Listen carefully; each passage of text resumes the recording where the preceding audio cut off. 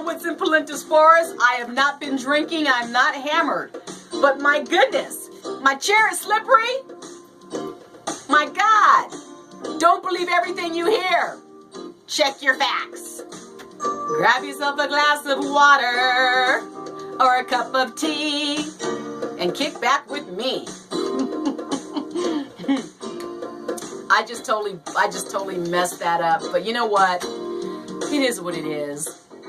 Don't you want to know what my butterflies are saying?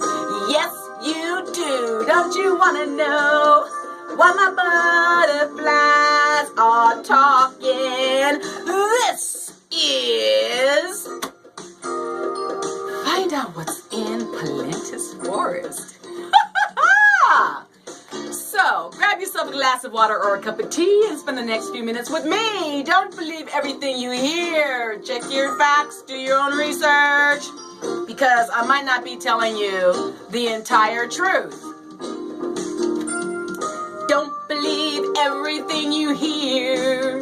Check your facts, do your own research. What do you think about the election?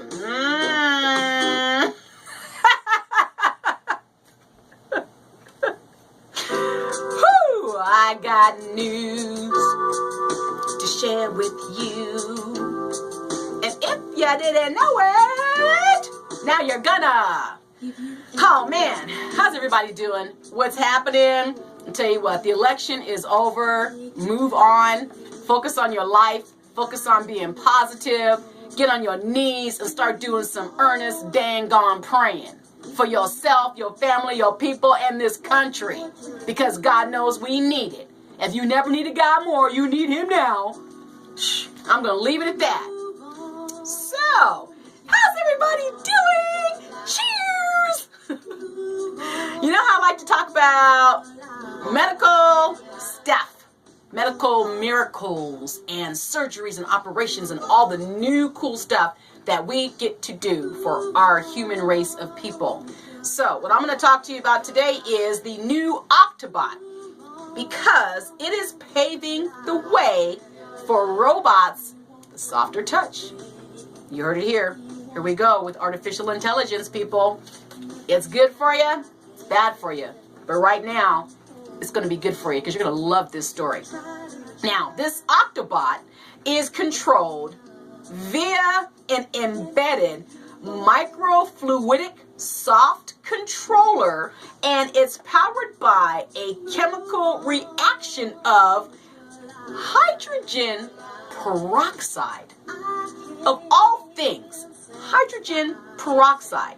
Now, the Octobot's 8 arms move thanks to a pneumatic system of inflatable compartments. Well, I tell you what, you're gonna love this story. So grab your get your cup of tea, your glass of water, because I'm gonna read every bit of this. So here we go. New Octobots paving the way for robots with a softer touch. Our future robot overlords never looked so squishy. A team of scientists led out of Harvard University have managed to build an entirely soft robot. Can you see? Oh my goodness. All right. How much time do I have? I'm about to go crazy on this one. So they've just made an entirely soft robot. Do you know what this means? Listen, sorry, I'm about to go total recall. And you know, I'm all into these crazy sci-fi movies, but now you have a soft robot. Do you feel where I'm going with this? So now, when we're going to interact with robots, and you bump into it, and it's all boom, boom, clink, clink, bam. But now, you bump into a robot. It's as soft as my shoulder. It's as soft as your legs. It's as soft as your hair. See? This is the beginning of robots relating more to people. Because who wants to rub up against a hard piece of machinery? Do you feel me? You know where I'm going with this? All right, so anyway, The Octobot described this week in the Journal of Nature, it could pave the way toward more effective soft robots that could be used in search and rescue exploration and to more safely interact with humans. Boom, bing, bam, bing, chinga, changa, changa. I just said that. The Octobot is it's a minimal system designed to demonstrate our integrated design and fabrication strategy. Now, the study the authors wrote, which may serve as a foundation for a new generation of completely soft autonomous robots. Okay, as soon as these soft robots start thinking for themselves, because that's where we're going. We're trying to integrate ourselves with robots. Now, you guys Google search that and check it out, because we're coming into an age where people want to put conscience and souls and feelings into machinery, you know. So one of these days you're going to be playing with your robot dog that feels like Fluffy used to, and you're going to fall in love with this machine when it's nothing. It can't love you back. It can't do anything. Okay, so traditionally, robots have been seen as stiff, angular entities made of metal and other rigid materials, like I just said. Now think about C-3PO in Star Wars or R2-D2. But there is a good historical reason for that, scientists say.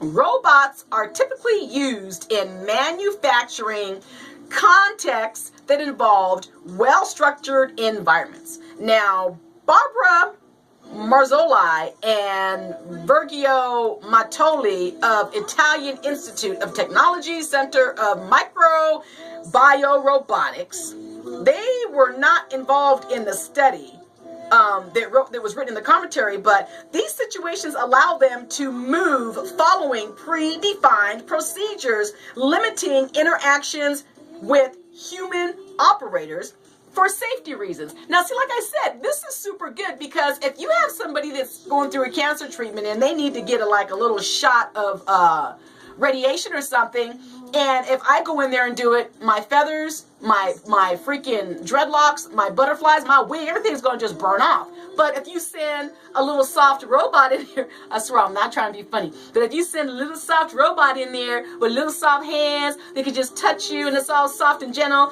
and give you a little shot or whatever, then that makes it all better, right? So robots have a great purpose in our lives. But if you take these robots out of factories and put them in the real world, that's when things start to get dicey. Da, da, da. That's when things start to get dicey, because robots are built for precise, repetitive movements in a controlled environment. They don't do so well on rough terrain or changing their conditions. Now imagine yourself with a great big old ticked off iron tank robot throwing a temper tantrum. You won't be able to handle that. And they're not especially safe around humans, because they're made out of hard parts and they can't actually adjust. The force they wield could just plummet most people. I mean, we're talking about a big piece of machinery, that weighs 200 or 300 pounds or even more. If it just goes, you're going to go flying across the room, So researchers have been working on building soft, or at least softer robots for decades, and they have been getting better over time. They've taken inspiration from nature, looking to animals like jellyfish, cockroaches. I don't like no cucarachas. Cucarachas estoy muy mal. No me gusta cockroaches. Cucarachas is bad, which are often made primarily of soft or very flexible parts. But building a completely soft robot has remained a challenge, because even if engineers can build a silicone body, they still have trouble building soft versions of certain essential parts, such as the control system and the power source. Now, creating a new class of fully soft autonomous robots is a grand challenge because it requires soft analogs of control and power hardware. So you have to have, soft springs, soft screws, soft bolts, soft nuts, those kinds of things. So, but for this paper, researchers from Harvard Weiss Institute for Biologically Inspired Engineering, they managed to do just that. Now, Octobot's 8 arms move thanks to a pneumatic system of inflatable compartments. Now, the moving parts are connected to a network of channels that send liquid fuel. Okay, now listen to this. It sends liquid fuel. Now, guess what this liquid fuel is? It's a common antiseptic, disinfectant, cleaner, germ, whatever that you got underneath your bathroom. Hydrogen peroxide. Hydrogen peroxide. Okay? The liquid fuel is a hydrogen peroxide solution. So they mix that with a platinum-based catalyst in certain reaction chambers. Now, as the fuel decomposes, it releases pressurized oxygen that inflates the actuators, allowing the Octobot to move. Are you following me? This is amazing. This is another medical breakthrough. These movements are controlled by a series of logic gates, basically a fluid-filled version of a circuit board. How clever is that? Now, the scientists managed to create this complex system using several techniques, including soft lithography and multi-material embedded 3D printing. Octobot is just the first step toward creating more advanced and capable robots. Now, researchers said its capabilities right now are pretty limited, but you and I both know it's just for now. Limited just for now. Okay, that's a temporary condition. But designing and building more complex robots will mean integrating several different materials and improving many different abilities, and including movement, power, and control. And Octobot shows that it can be done. If you can dream it, you can think it, and baby, you can make it happen. Now, although soft robotics is still in its infancy, it holds great promise for several applications such as servicing and inspecting machinery, search and rescue operations and explorations. Soft robots might also open up new approaches to improving wellness and quality of life. Bam, quality of life. How much do you want to bet that at some point we are going to have these soft robots as companions? Just like you have a service dog as a companion to keep you company because you have PTSD and you can't stay alone at night, Hi. But, we're going to have these robots. It's like, well, nah, I got to go to the store. I can't leave you by yourself. You leave her with the little fluffy robot. It's going to keep grandma company while you go and get her Metamucil and her Bengay and her medicine and, and stuff. So it's crazy. But once again, we're at the end of the show, and I have another story that I want to read to you that's pretty darn funny. So this one here is called The Ghost. And you know what? I've had these jokes since this one is from January of 1998. Can you believe that? It's almost 20 stinking years. So this story here is called The Ghost. Now, this is pretty funny. All right, there was a beer party in the woods when all of a sudden there was a downpour of rain. Now, these 2 young men ran for about 10 minutes in the pouring rain, finally reaching their car as the rain let up. So they jumped in the car, they started it up, and they headed down the road laughing, of course, still drinking one beer after another. Well, way to drive drunk. All of a sudden, an old man's face appeared in the passenger window, and he tapped lightly on the window. The passenger screamed, "Oh my God, look at your window! There's an old guy's face there!" Was this a ghost?